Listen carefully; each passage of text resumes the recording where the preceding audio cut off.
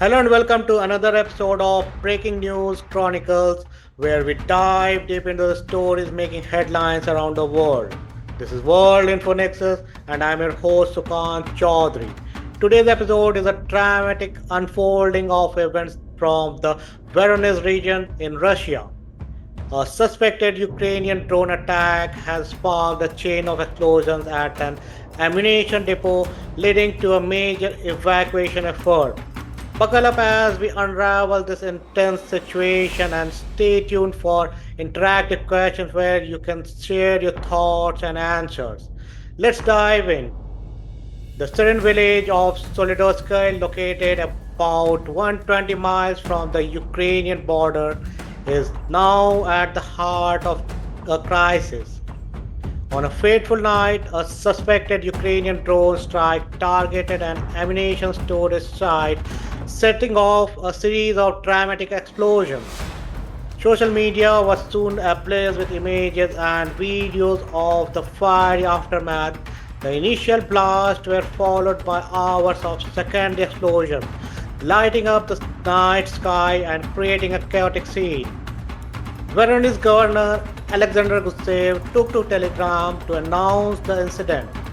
He stated that the drone's debris caused the detonation at the ammunition site, leading to the evacuation of residents from several nearby villages.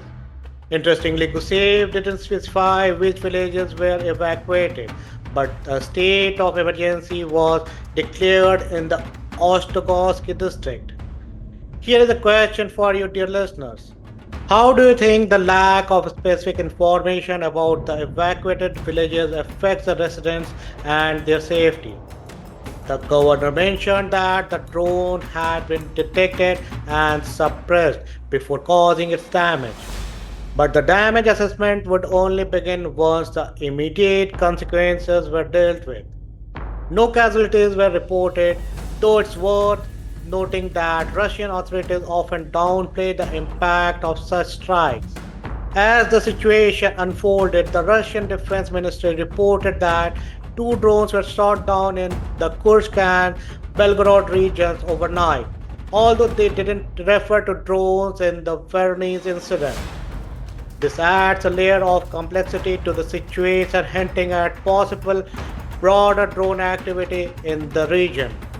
Meanwhile, Ukrainian officials have stepped up their drone campaign targeting military and infrastructure sites within Russian territory. Hannah Celeste from the Foreign Policy Council, Ukrainian press, noted that Ukraine has been improving its drone technology, which now includes longer range drones capable of reaching further into Russian territory. Here is another question for you. What do you think about the effectiveness of drone technology in modern warfare, and how might it change the dynamics of conflict in the future? The situation in Ukraine remains tense as well. Russia continues its missile strikes on Ukrainian targets, including a recent attack on Kyiv. The Ukrainian Air Force managed to down 58 out of 67 Shahed type drones launched by Russia overnight. The toll on Ukrainian civilians was severe, with at least 4 people killed and 97 injured, including children. The situation is a stark reminder of the ongoing and escalating conflict between Ukraine and Russia. As both sides continue their strategies and tactics, the civilian population remains caught in the crossfire. Before we wrap up, let's take a moment to reflect. The escalation of drone warfare represents a significant shift in modern conflicts, bringing a new challenges and risk to both military and civilian areas. The Voronezh incident and the broader implications for international relations and military strategy are critical points for us to consider.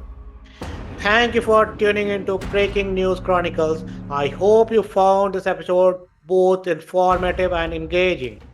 If you have any thoughts or additional answers to our questions, feel free to share them with us. Stay safe and stay informed until next time.